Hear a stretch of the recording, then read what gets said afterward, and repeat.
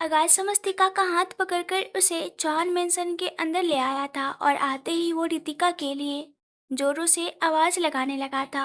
बीवी, ओ मेरी प्यारी बीवी। उसे यूं इस तरह से आवाज लगाते हुए देख समस्तिका हैरान थी और सोच रही थी कि बिना पिए ही आगाज बेबरों वाली हरकतें क्यों कर रहा है। तभी अचानक से रितिका ने अमांस के रूम का दरवाजा खोला और बाहर की तरफ आई। वो रेलिंग से लगकर आगाज की तरफ देख रही थी और जब उसने समस्तिका को उसके साथ देखा तो उसकी आंखें बड़ी हो गई। उसे डर लगने लगा था। आगाज उसकी तरफ देखते हुए मुस्कुराया और बोला, तुम वहां पर खड़ी मुझे क्या देख रही हो बीबी? जल्दी से नीचे आओ ना और अपने पति के गले लग जाओ। उसकी बात सुनकर रितिका हैरान रह गई। मतलब समस्तिका ने आकाश के सामने जिक्र कर दिया था कि रितिका ने उसे ये कहा है कि उसकी और अमांस की नहीं बल्कि उसकी और आगाज की शादी हुई है। तभी वो उसे अपनी बीवी कहकर बुला रहा था। अब उसका डर और भी ज्यादा बढ़ चुका था। आकाश उसकी तरफ देखते हुए बोला, जल्दी से नीचे आओ ना बीवी। इतना क्यों तरपा रही हो मुझे? इतना तो मुझे मेरी प्यारी परी भी नहीं तरपाती थी जितना तुम तरपा रही हो। उसके मुंह से अपने लिए प्यारी परी सुनकर समस्तिका की आंखें बड़ी हो गई। वही रितिका को समझ नहीं आ रहा था कि वो करे तो करे क्या, कि अगर वो बाहर नहीं आती तो वो बच जाती, लेकिन अब तो वो बाहर आ चुकी थी। वो कुछ करती उससे पहले आगाज अब जल्दी से सीढ़ियां चढ़ने लगा और रितिका के पास आया। वो रितिका का हाथ पकड़कर बोला, आई नो तुम प्रेग्नेंट हो, लेकिन इसका मतलब ये तो नहीं ना कि तुम बिल्कुल ही सीढ़ियां नहीं उतर सकती। आओ मैं तुम्हारी हेल्प कर देता हूँ, तुम्हें अच्छे से ध्यान से नीचे लेकर जाता हूँ। ये बोलते हुए वो उसका हाथ पकड़कर उसे सीढ़ियों की तरफ लेकर बढ़ने लगा था। वही उन दोनों को यूं एक दूसरे के साथ देखकर समस्तिका के चेहरे पर मायूसी एक बार फिर से झलकने लगी। वो खुद से ही बोली, इससे पहले कि मैं इन दोनों का कोई रोमांटिक शो देखूं, मुझे लगता है मुझे यहाँ से चले जाना चाहिए। मिस्टर चौहान का क्या है? एक बार पहले भी उन्होंने मुझे जलाने में कोई कसर नहीं छोड़ी थी और अभी भी वो मुझे जलाकर राख करना चाहते हैं। लेकिन मैं यहाँ पर ये सब देखने के लिए नहीं आई हूँ। मैं सिर्फ और सिर्फ अपने बच्चों के लिए यहाँ पर आई थी और अब मैं यहाँ से जा रही हूँ। ये बोलकर उसने एक गहरी सांस ली और वहाँ से बाहर की तरफ जाने लगी। वहीं दूसरी तरफ आकाश रितिका का हाथ पकड़कर उसे नीचे की तरफ ले आया था। समस्तिका दरवाजे से बाहर जाती उससे पहले ही अचानक से उसके कान खड़े हो गए। उसे एक जोरदार थप्पड़ की आवाज सुनाई दी थी। उसने जैसे ही पलटकर पीछे की तरफ देखा, उसकी नजर चेयर का सहारा लेकर खड़ी रितिका पर गई, जिसने अपने गाल पर अपना हाथ रखा हुआ था और उसके बाल पूरे उसके चेहरे पर झूल रहे थे। ऐसा लग रहा था जो थप्पड़ की आवाज अभी अभी समस्तिका ने सुनी है वो रितिका के गाल पर रसीद हुआ था। समस्तिका एकदम चौंक कर रह गई। वो जल्दी से आगे की तरफ आई। वही रितिका अपनी आंखों में आंसू लिए आकाश की तरफ देख रही थी। वो बहुत जोर से नीचे गिरती अगर वह चेयर का सहारा लेकर खुद को संभालती नहीं तो। उसने चेयर से अपना हाथ हटाया और आकाश की तरफ देखते हुए बोली, तुम तुमने मुझे थप्पड़ मारा। आकाश उसके करीब हुआ और बोला, क्या हुआ बेबी? तुम रोने क्यों लगी? अभी तो मैंने तुम्हें प्यार करना शुरू ही नहीं किया और तुम रोने लगी। तुम्हें क्या लगा तुम प्रेग्नेंट हो तो मैं तुम्हें प्यार नहीं करूँगा? तुम सोच भी नहीं सकती तुमसे प्यार करने के लिए तो मैं कब से बेसब्र था। ये बोलते हुए उसने एक जोरदार थप्पड़ रितिका के गाल पर और जड़ दिए। रितिका एक बार फिर से सीधा चेयर पर जाकर गिरी। इस बार वो खुद को संभाल नहीं पाई और सीधा चेयर के समेत ही नीचे गिरने वाली हुई। लेकिन समस्तिका ने जल्दी से आकर उसे सहारा दिया। रितिका हैरानी से उसकी तरफ देखने लगी। वही समस्तिका बड़ी बड़ी आंखों से अब आकाश की तरफ देख रही थी। वो गुस्से से बोली, मिस्टर चौहान। आकाश तुरंत बोला, क्या तुम मुझे मेरा नाम बता रही हो? पर मुझे मेरा नाम पता है परी, लेकिन फिलहाल किसी को ये नहीं पता कि एक पति जब अपनी पत्नी को प्यार करता है तो वो बिल्कुल भी खुद पर कंट्रोल नहीं कर पाता, जैसे मैं नहीं कर पा रहा अपनी बीवी को प्यार करने में। तुम छोड़ो मेरी बीवी को और मुझे उससे प्यार करने दो। ये बोलकर उसने तुरंत रितिका का हाथ पकड़कर उसे अपनी तरफ खींच लिया। वो जल्दी से उस पर एक बार फिर से हाथ उठाने को हुआ, लेकिन इस बार आगाज का हाथ रितिका के गाल पर नहीं बल्कि समस्तिका के गाल पर जाकर लगा और आगाज की 5 उंगलियां समस्तिका के गाल पर छप गई। समस्तिका एकदम से कांप उठी। पीछे खड़ी रितिका के चेहरे पर बेशक से अब थप्पड़ नहीं लगा था, लेकिन वो अपनी जगह पर खड़ी खड़ी यूं ही हिल चुकी थी। बेशक से रितिका ने समस्तिका को कितनी ही बार तकलीफ क्यों न पहुंचाई हो, लेकिन समस्तिका एक प्रेग्नेंट औरत पर कैसे किसी को हाथ उठाने दे सकती थी। वही आगाज हैरानी से समस्तिका की तरफ देख रहा था। वो चौंकते हुए बोला, तुम तुम बीच में क्यों आई परी? ये बोलते हुए वो जैसे ही समस्तिका के गाल को छूने लगा, समस्तिका ने तुरंत अपने हाथ दिखाकर उसे रोका और बोली, ये सब क्या है चौहान साहब? मुझे आपसे ऐसी उम्मीद बिल्कुल भी नहीं थी। आप क्या कर रहे हैं रितिका के साथ? आप जानते हैं ना, रितिका इस वक्त प्रेग्नेंट है और आप उस पर हाथ उठा रहे हैं। उसे लग गई तो? आगाज गुस्से से चिल्लाया। तो और क्या करूं? उसकी डिलीवरी तक वेट करूं, उसके बाद उसे प्यार करो। समस्तिका गुस्से से बोली, बकवास बंद कीजिए अपने चौहान साहब। ये कैसा प्यार हुआ? आगाज भी तुरंत दांत पीसते हुए बोला, जैसी बीवी है वैसा ही तो प्यार करूंगा ना। समस्तिका हैरानी से उसकी तरफ देखने लगी। आगाज उसके चेहरे पर झुका और बोला, यू नो व्हाट समस्तिका, कभी कभी मुझे लगता है कि तुम बहुत ज़्यादा स्ट्रांग हो। इतनी ज़्यादा स्ट्रांग कि तुम्हें किसी की जरूरत ही नहीं है। तुम न सिर्फ खुद को बल्कि हमारे बच्चे को भी अकेले संभाल सकती हो। लेकिन कभी कभी मुझे फील होता है तुम एक नंबर की बेवकूफ़ हो। इस लड़की ने तुमसे कहा कि इसकी शादी मुझसे हुई है, मैं इसका पति हूँ, और तुमने मान लिया। समस्तिका की हैरानी अब और भी ज़्यादा बढ़ गई। आगाज गुस्से से दांत पीसते हुए बोला, इसे तो मैं छोड़ूंगा नहीं। इसकी हिम्मत कैसे हुई तुम्हें झूठ बोलने की? ये बोलते हुए जैसे ही वो रितिका की तरफ बढ़ने लगा, समस्तिका ने जल्दी से उसका हाथ पकड़कर उसे रोका और उसके बिल्कुल पास होकर खड़ी हो गई।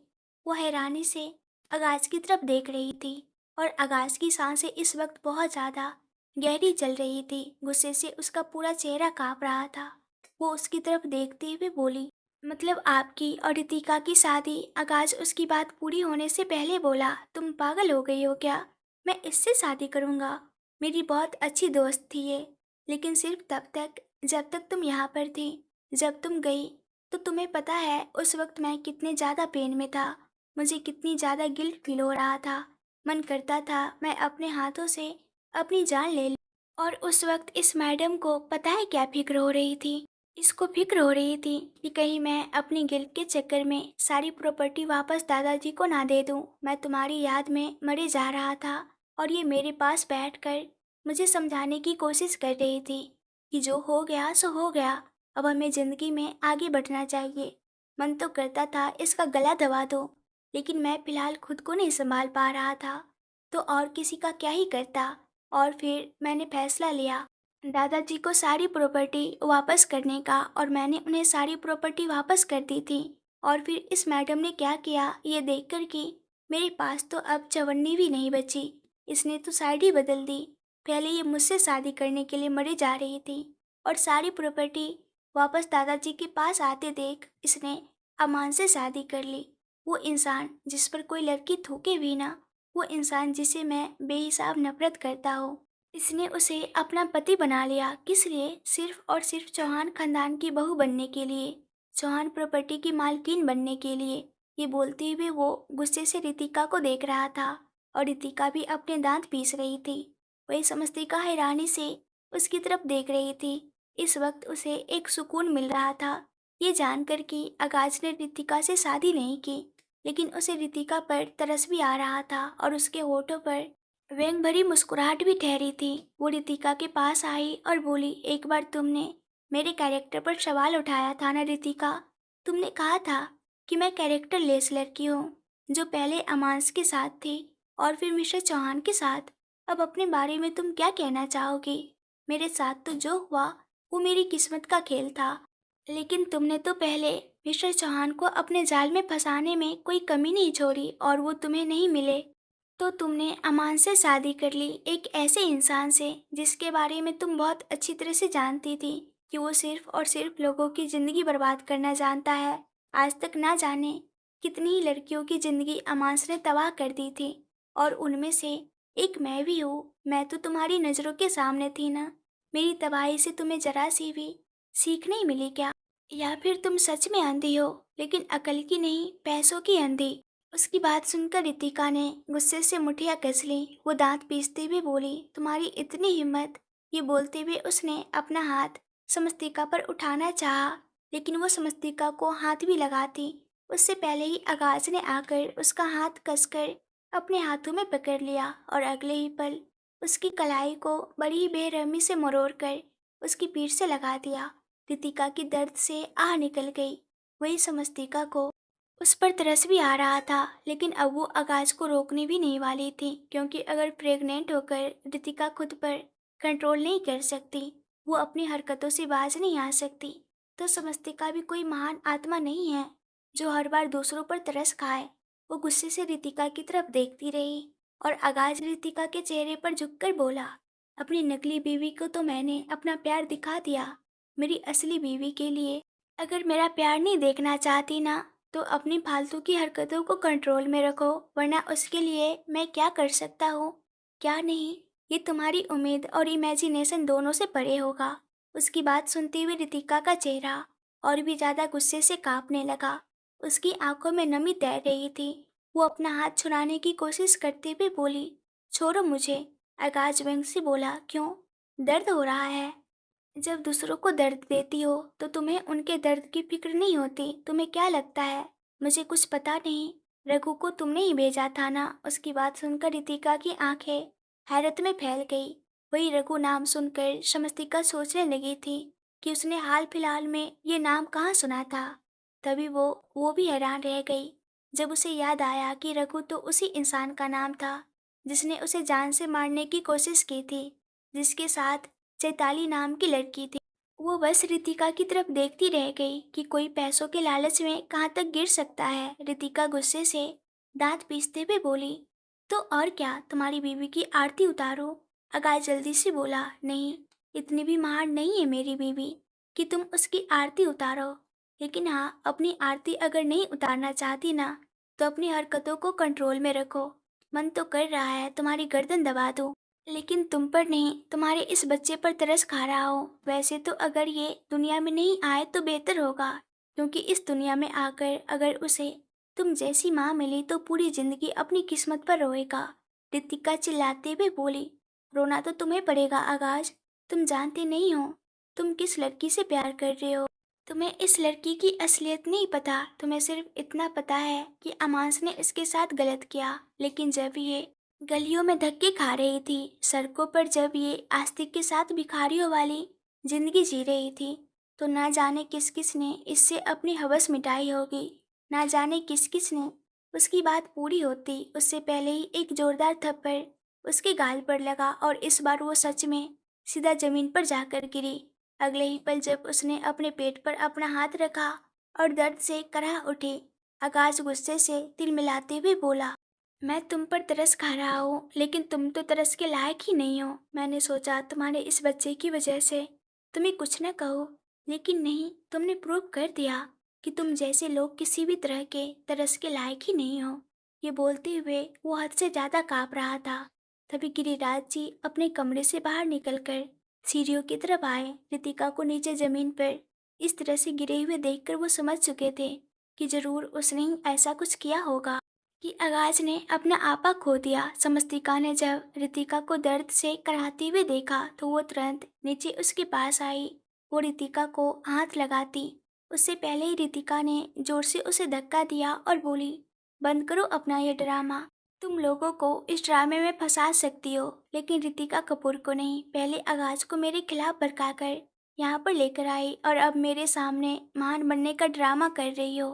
आकाश व्यंग से हंसा और बोला, और करो इसकी हेल्प। ये बोलते हुए उसकी नजरें समस्तिका पर थी। वही समस्तिका रितिका की तरफ देखते हुए बोली, कुछ तो शर्म करो रितिका, ज्यादा नहीं तो इसी बात की शर्म कर लो कि तुम इस वक्त प्रेग्नेंट हो।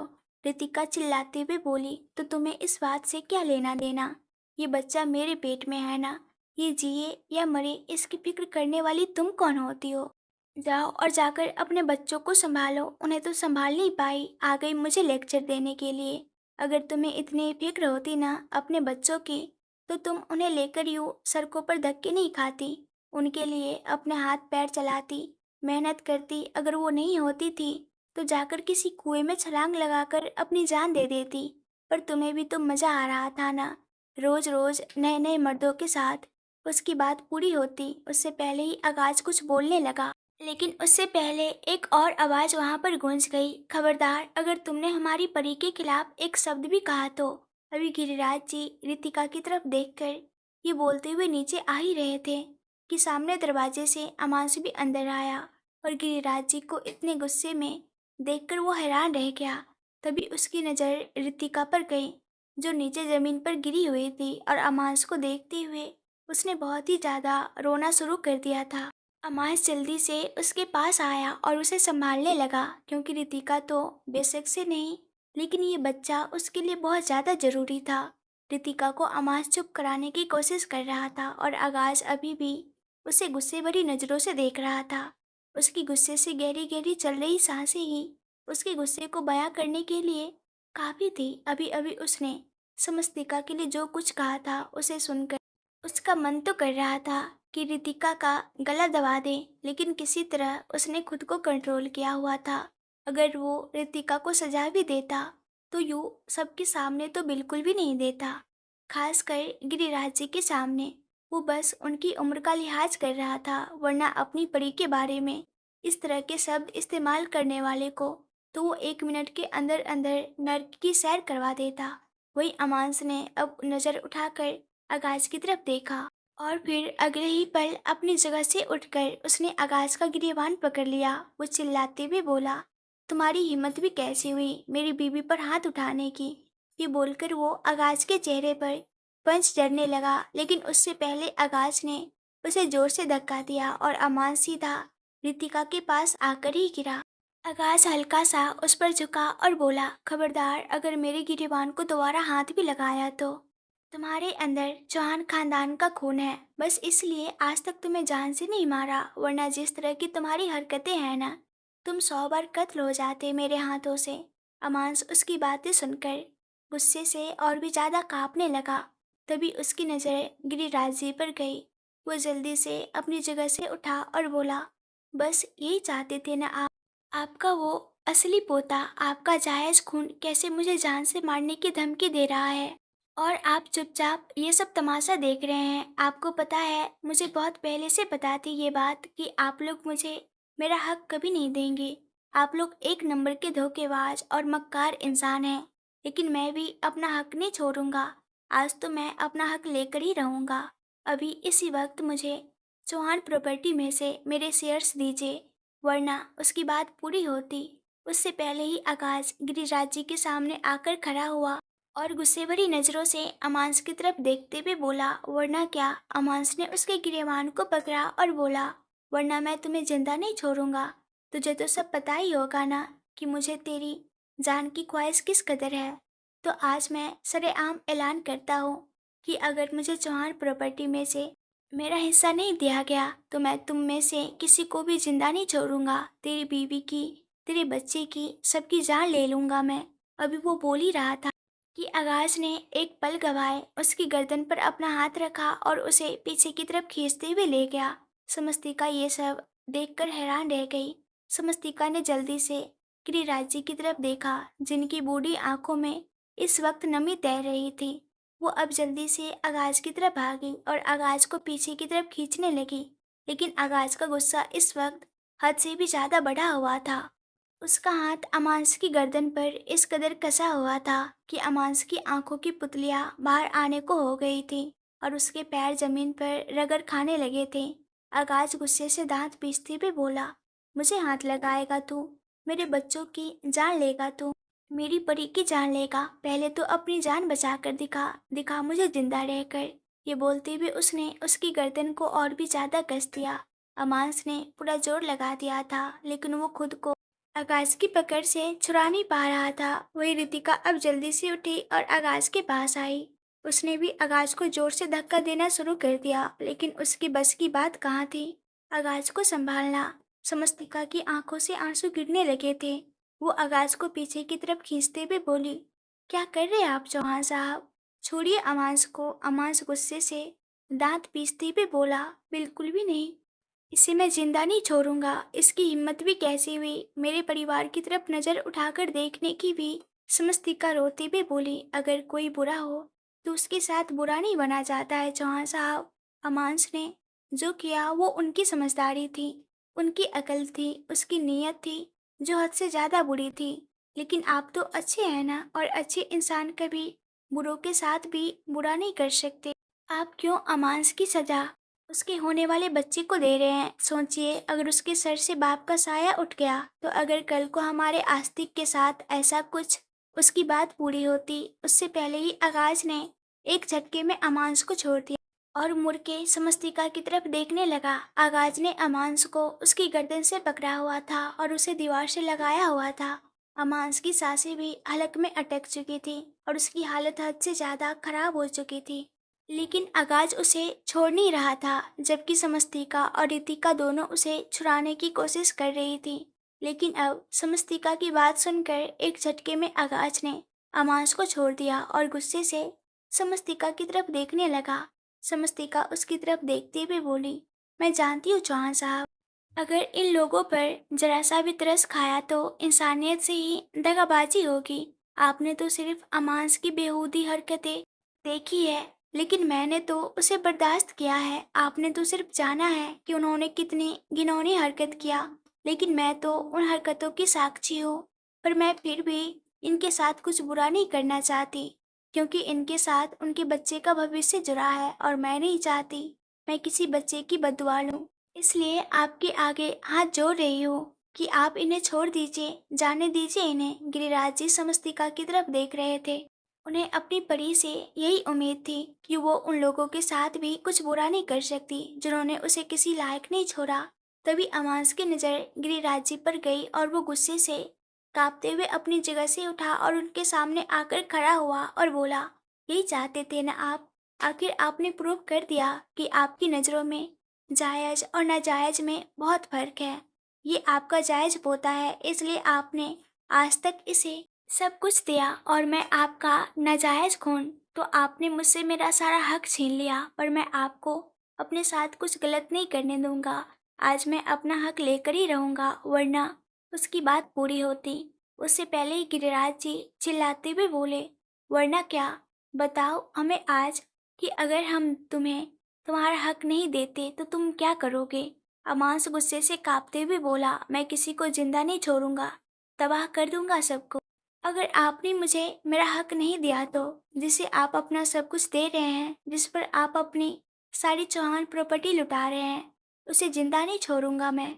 उसकी बात सुनकर गिरिराज जी का मन तो क्या कि जो कसर आगाज ने छोड़ दी वो कसर को खुद पूरा कर दे, लेकिन वो बस व्यंग से मुस्कुराए और बोले, बस इसलिए हम तुम्हें कुछ देना नहीं चाहते, क्योंकि तुम लायक ही नहीं हो इस चीज के कि हम अपने हाथों से अपनी मेहनत से कमाई हुई एक पाई भी तुम्हें दे। तुम्हें क्या लगता है हमें कुछ पता नहीं? पहले जब तुमने समस्तिका के साथ इतना सब कुछ किया तब भी हमें पता था, लेकिन अफसोस ये था कि जब हमें पता चला तब तक समस्तिका यहाँ से बहुत दूर जा चुकी थी, और जब वो वापस आई तब भी हमें नहीं पता चला, जब तक वो इस घर में नहीं आई। और उसके जाने के बाद आगाज ने सब कुछ छोड़ दिया। उसने चौहान मेंशन छोड़ दिया, चौहान इंडस्ट्रीज छोड़ दी और अपने पैरों पर खड़ा हुआ। 1 साल के अंदर अंदर उसने चौहान इंडस्ट्रीज से भी बड़ा एम्पायर खड़ा किया। और तुमने तुमने क्या किया? हमने जिस थाली को अच्छे से परोस कर तुम्हें दिया, तुमने उसी में छेद कर दिया। तुम्हें क्या लगता है हमें नहीं पता इस वक्त कंपनी की क्या पोजीशन है और कंपनी कितने घाटे में चल रही है? सब जानते हैं कि कैसे घोटाले करके तुम अपने पर्सनल अकाउंट में पैसे जमा करते हो। अगर हम चाहे तो 1 मिनट में तुम्हें पुलिस के हवाले कर सकते हैं। समस्तिका के साथ तुमने जो किया उसके, और हमारे साथ जो धोखाधड़ी की उसके जुर्म में तुम्हें पूरी उम्र जेल में चक्की पिसवा सकते हैं। लेकिन शुक्र मनाओ कि ऐसा नहीं कर रहे हम, वरना तुम किसी लायक नहीं रहते। उनकी बात सुनकर अमांस ने गुस्से से मुठिया कस ली। वही रितिका चिल्लाते हुए आगे की तरफ आई और बोली, अच्छा, मतलब अमांस ने जो कुछ किया उसकी सजा आप उसे देंगे, लेकिन उसका हक आप उसे नहीं देंगे। मेरे पेट में जो अमांस का बच्चा पल रहा है उसका क्या? उसका हक उसे कौन देगा? गिरिराज जी तुरंत बोले, हमने तो तुम्हें नहीं कहा था कि अमान से शादी करो और उसके बच्चे को अपनी कोख में रखो। हमने तो कभी तुम दोनों को एक साथ रहने के लिए कहा ही नहीं था। और तुम किस हक की बात कर रही हो? जब तुमने अमान से शादी की तो तुम बहुत अच्छी तरह से जानती हो कि अमांस को एक फूटी कौड़ी नहीं देंगे। उस वक्त भी हमारे सामने यूं ही भीख मांगता था, लेकिन हमने कभी इसे कुछ नहीं दिया। तो अब हम क्यों किसी को कुछ दें? हमारा जो कुछ भी है सिर्फ और सिर्फ एक इंसान का है, और वो है हमारी परी, हमारी समस्ती का। इसके अलावा किसी का इस प्रॉपर्टी पर ना कभी कोई हक था और ना कभी कोई हक होगा। और जो आज तुमने समस्तिका के साथ किया, उसकी जान लेने की कोशिश की, उसके लिए अगर हम चाहे तो सजा तुम्हें भी दिलवा सकते हैं। इसलिए बेहतर होगा तुम तो अपनी जुबान मत ही खोलो। उनकी बात सुनकर रितिका बस उनकी तरफ देखती ही रह गई। गिरिराज जी व्यंग से मुस्कुराए और बोले, तुम लोगों को तो शर्म आनी चाहिए। कैसे इंसान हो तुम लोग? तुम्हारे लिए किसी दूसरे की जिंदगी बिल्कुल मैटर नहीं करती। मैटर करता है तो सिर्फ अपना स्टेटस, अपने पैसे और अपना रुतबा, अपना खोखला घमंड, जिसके लिए तुम किसी भी हद तक जा सकते हो। तुम मुझे इस बच्चे की दुहाई देकर अपना हक मांग रहे हो, लेकिन क्या कभी तुमने ये सोचा कि समस्तिका के बच्चों से उसके बाप का साया छीनने की कोशिश करने के वक्त तुम उन दोनों के साथ कितना गलत कर रही थी? जब तुमने समस्तिका पर अटैक करवाया तो अगर उसे कुछ हो जाता तो उसके दोनों बच्चे अनाथ हो जाते। तब तुम्हें माँ की ममता ने नहीं रोका। जब तुम दूसरों के बच्चों से उनकी माँ का साथ छीन सकती हो तो हम तुम पर क्यों तरस खाए? अमांस गुस्से से गरजते हुए बोला, मतलब साफ है कि आपके लिए सिर्फ और सिर्फ ये लड़की मैटर करती है और कुछ नहीं। गिरिराज जी तुरंत बोले, अगर तुम्हें ऐसा लगता है तो ऐसा ही सही। आज तक हमने नहीं कहा, लेकिन आज हम डंके की चोट पर कहते हैं कि अगर हमारे लिए कोई मैटर करता है तो सिर्फ और सिर्फ हमारी परी करती है, जिसका दिल इतना साफ है कि तुम जैसी गंदगी को अपने दामन पर लेने के बाद भी उसने तुम्हें गंदा नहीं कहा। तुम्हें तो शुक्र मनाना चाहिए उसका कि अब तक चुप रही, वरना अगर वो चाहती तो सालों पहले हमारे पास आकर तुम्हें सजा दिलवा सकती थी। इसलिए बेहतर होगा तुम दोनों चुपचाप यहाँ से चले जाओ। कहाँ जाओगे और कहाँ नहीं, इस बात से हमें कोई मतलब नहीं, और ना ही हम कोई मतलब रखना चाहते हैं। सिर्फ आधा घंटा है तुम दोनों के पास। अगर इस आधे घंटे में तुम दोनों यहाँ से नहीं गए तो गार्ड से धक्के मारकर बाहर निकलवाने में भी हम कोई हिचकिचाएंगे नहीं। इतना कहकर गिरिराज जी वहाँ से चले गए। अमांस और रितिका बस उन्हें जाते हुए देखते रह गए। इस वक्त उन दोनों का चेहरा गुस्से से बेहद लाल था।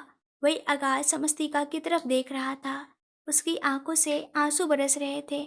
उसने बिल्कुल समस्तिका के करीब आकर उसका हाथ अपने हाथों में थाम लिया और उसे अपने रूम की तरफ ले गया। समस्तिका का दिल जोरों से धक धक कर रहा था। जैसे ही आकाश ने रूम का दरवाजा खोला और समस्तिका को अंदर की तरफ लेकर आया, समस्तिका बस एक पल के लिए तो उस रूम को देखती रह गई। अब उसे समझ आया कि क्यों ये पूरा रूम बिल्कुल वैसा ही है जैसा वो छोड़कर गई थी। वो अब शांत नजरों से आकाश की तरफ देख रही थी। उसके जाने के बाद आगाज ने सब कुछ छोड़ दिया था, ये उसे अब पता चल रहा था। उसकी आंखों में हल्की हल्की नमी तैर रही थी। आगाज उसे बिस्तर पर लेकर आया और उसे अपने सामने बिठाकर खुद उसका हाथ पकड़कर उसकी तरफ देखते हुए बोला, रो रो कर आंखों का देखो क्या हाल कर दिया है तुमने। अगर ऐसी ही रोती रही ना तो जल्दी ही तुम्हारी आंखों के नीचे डार्क सर्कल दिखाई देने लगेंगे और फिर एकदम बुढ़ी लगोगी तुम। मुझे मेरी बचपन वाली परी चाहिए, लेकिन मुझे लगता है मुझे मिलेगी बुढ़ापा पेंशन वाली समस्तिका। उसकी बात सुनकर अचानक ही समस्तिका की हंसी छूट गई। वो गुस्से भरी नजरों से आगाज की तरफ देखने लगी। आगाज ने उसका चेहरा अपने हाथों में थाम लिया और बोला, रोकर अपना हाल खराब कर रही हो ताकि मैं तुम्हारे साथ रोमांस न कर सकूं, पर मैं बुढ़ी समस्तिका के साथ भी रोमांस कर सकता हूँ। मुझे कुछ भी चलेगा, लेकिन शर्त सिर्फ इतनी है कि उससे पहले मुझे 2-4 बोतल पीनी पड़ेगी। समस्तिका गुस्से से मुंह बनाते हुए बोली, कोई और गलत है? इसका मतलब ये नहीं कि मैं आपकी गलती माफ कर दूंगी। आपको माफ नहीं किया है मैंने अभी। आगाज उसे तिरछी नजरों से देखते हुए बोला, तुम्हें लगता है मुझे तुम्हारी माफी की जरूरत है?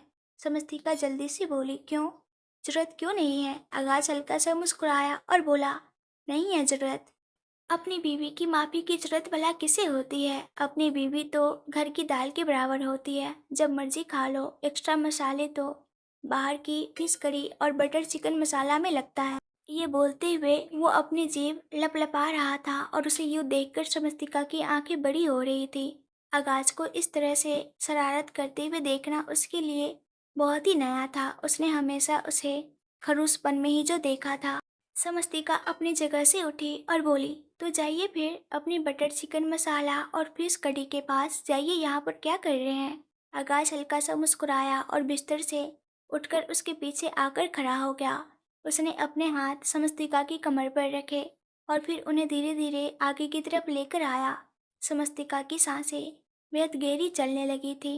अभी तक उसकी आंखों के आंसू भी पूरी तरह से सूखे नहीं थे और आगाज उसकी जान निकालने के लिए उसके इस तरह से करीब आने लगा था। आगाज ने अपना चेहरा समस्तिका के कंधे पर रखा और उसके कानों के पास आए हुए बालों को पीछे की तरफ करते हुए बोला, अगर मैं कहूँ कि मेरा मन फिलहाल अपनी फेवरेट दाल खाने का कर रहा है तो। ये बोलते हुए जिस तरह से उसकी गर्म सांसें समस्तिका की गर्दन को छू रही थी, समस्तिका के रोंगटे खड़े होने लगे थे।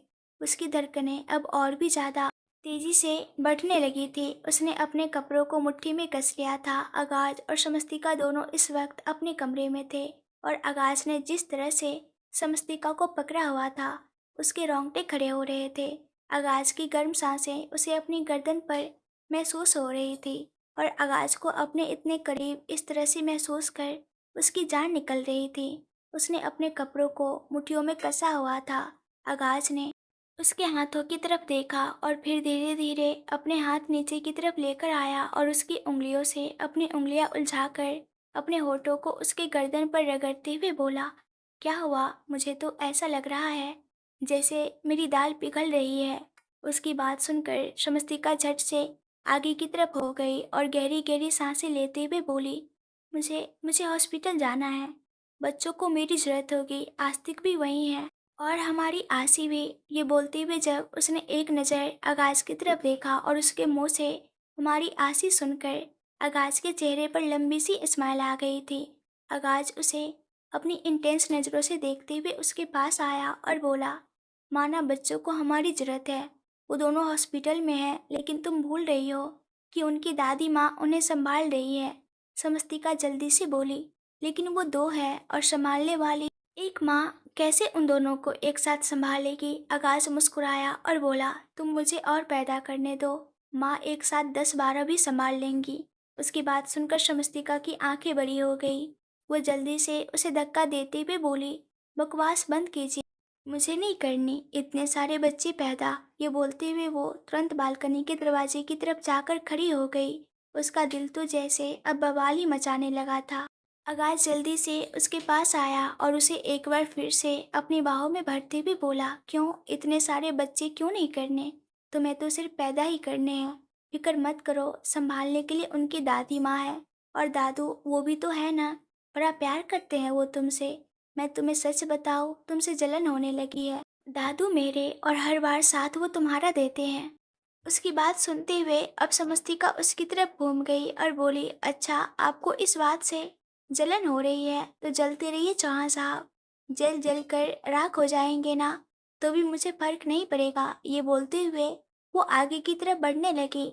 आगाज ने तुरंत उसका हाथ पकड़कर उसे रोक लिया। समस्तिका ने हल्की सी नजरें उठाकर उसकी तरफ देखा। आगाज उसके चेहरे पर झुका और बोला, तुम्हें सच में फर्क नहीं पड़ता? समस्तिका ने अपना चेहरा दूसरी तरफ घुमा लिया। आगाज मुस्कुराते हुए बोला, बताओ ना, अगर मैं जल जाऊं तो तुम्हें सच में फर्क? उसकी बात पूरी होती उससे पहले ही समस्तिका ने अपनी नाजुक सी उंगलियां उसके होठों पर रख दी और अगले ही पल उसकी आंखों में आंसू आ गए। आगाज हैरानी से उसकी तरफ देखते हुए बोला, जलने की बात मैंने खुद के लिए की और रोने तुम लगी। ये बताओ, अंदर टैप फिट है क्या? हल्का सा प्रेस करो और पानी सरो। समस्तिका फीका सा मुस्कुराई। आगाज उसकी तरफ से इस तरह का रिएक्शन देखकर तुरंत उसके चेहरे को अपने हाथों में थाम कर बोला, अब क्या सोच रही हो? समस्तिका ने एक गहरी सांस ली। वो एकटक आगाज की तरफ देखती हुई बोली, मुझे आपसे कुछ कहना है चौहान साहब। आगाज मुस्कुराया और बोला, तो कहो ना, मैं तो कब से मरे जा रहा हूँ तुम्हारे मुंह से कुछ सुनने के लिए। समस्तिका एक बार फिर से फीका सा मुस्कुराई और बोली, मैं यहाँ से वापस जाना चाहती हूँ चौहान साहब, उस दुनिया में जिस दुनिया में मैं पिछले 1 साल से थी। आस्तिक और आसी के साथ मैं यहाँ से जाना चाहती हूँ। हमारे बच्चों पर आपका भी हक है, इसलिए आपकी इजाज़त लेना चाहती हूँ। प्लीज़ इजाज़त दे दीजिए। उसकी बात सुनकर आगाज उसकी तरफ देखता ही रह गया। समस्तिका फीका सा मुस्कुराई और बोली, मुझे नहीं पता आपके दिल में मेरे लिए क्या है और क्या नहीं, लेकिन अब मैं बस अपने बच्चों के लिए जीना चाहती हूँ। मैं ये नहीं कहूँगी कि मैं आपसे प्यार नहीं करती, मैं बहुत प्यार करती हूँ आपसे, इतना कि आपके लिए अपनी जान भी दे दूँ। अमांस के साथ जो कुछ भी था उसे भुलाने में पूरे 4 साल लग गए चौहान साहब, लेकिन जो आपके साथ था उसे तो 4 जन्म में भी नहीं बुला पाऊंगी। लेकिन मैं आपके साथ भी नहीं रह पाऊंगी, इसलिए चाहती हूँ कि आप मुझे यहाँ से जाने की इजाज़त दीजिए, और इस बार मैं यूं ही नहीं जाऊंगी। मैं चाहती हूँ कि आप हमारे डाइवोर्स पेपर रेडी करवाएं, मैं उन पर साइन करूंगी और आपसे रिक्वेस्ट करूंगी कि आप अपनी ज़िंदगी में एक लाइफ पार्टनर को लेकर आए, जो आपको पूरी खुशियाँ दे, जिसके साथ आप अपनी ज़िंदगी में आगे बढ़ सके। अभी वो बोल ही रही थी कि अचानक ही आकाश ने उसका हाथ अपने हाथ में थाम लिया और उसे लेकर रूम से बाहर की तरफ जाने लगा। समस्तिका हैरानी से उसकी तरफ देख रही थी। वो जल्दी से बोली, ये आप क्या कर रहे हैं चौहान साहब? आप मुझे कहाँ लेकर जा रहे हैं? आकाश उसकी तरफ देखते हुए बोला, सवाल मत करो, बस चुपचाप मेरे साथ चलो। समस्तिका जल्दी से बोली, लेकिन ऐसे कैसे? मैं आपके साथ चलूं? पहले आप मुझे बताइए कि आप मुझे लेकर कहाँ जा रहे हैं? उसके सवाल पर अब आगाज ने अपने कदम रोक लिए और उसकी तरफ देखते हुए बोला, क्यों? तुम्हें मुझ पर इतना भी यकीन नहीं कि तुम मेरे साथ 2 कदम नहीं चल सकती? समस्तिका उसके सवाल पर हैरान रह गई। अब वो झट से बोली, यहाँ यकीन की बात कैसे आ गई चौहान साहब? मैंने बस आपसे पूछा है कि आप मुझे कहाँ लेकर जा रहे हैं। आगाज उसका हाथ पकड़कर बोला, अगर तुम्हें मेरे साथ चलना है तो ठीक है, अगर सवाल पूछना है तो बेशक से मत चलो। मुझे जहाँ जाना है वहाँ मैं अकेले चला जाऊँगा। ये बोलकर वो वहाँ से जाने लगा। समस्तिका जल्दी से उसके साथ बढ़ते हुए बोली, ठीक है, अब मैं आपसे कोई सवाल नहीं करूँगी। उसकी बात सुनकर आकाश ने कुछ नहीं कहा और एक बार फिर से उसका हाथ थाम लिया। समस्तिका ने हैरानी से उसकी तरफ देखा। आगाज उससे बात नहीं कर रहा था, लेकिन उसने जिस तरह से उसका हाथ थामा हुआ था वो बहुत ही ज्यादा अलग सी चीज थी। आकाश उसे लेकर बाहर गाड़ी की तरफ आया और फिर उसके लिए दरवाजा खोला। समस्तिका तुरंत गाड़ी में बैठ गई और कुछ ही देर में आकाश ने भी गाड़ी में बैठकर गाड़ी चौहान मेंशन से बाहर की तरफ बढ़ा दी। तकरीबन आधे घंटे के बाद उनकी गाड़ी एक कॉम्प्लेक्स के बाहर आकर रुकी, जहाँ पर लिखा हुआ था फैमिली कोर्ट। समस्तिका ने हैरानी से आगाज की तरफ देखा और बोली, हम यहाँ पर क्यों आए हैं? आगाज उसकी तरफ देखकर व्यंग से मुस्कुराया और बोला, क्या अभी भी तुम्हारे दिल में कोई सवाल बाकी है? डाइवोर्स चाहती थी ना तुम, तो इसलिए लेकर आया हूँ मैं तुम्हें यहाँ पर, ताकि तुम्हें डाइवोर्स मिल सके और मुझे वो जो मुझे चाहिए। समस्तिका ने हैरानी से पूछा, आपको क्या चाहिए? आगाज ने एक बार फिर से मुस्कुराते हुए उसकी तरफ देखा और बोला, तुम मेरी पत्नी हो और हर पति को अपनी पत्नी से प्यार चाहिए होता है, लेकिन जिन पति पत्नी के बीच प्यार नहीं होता उनकी डिमांड भी अलग हो जाती है।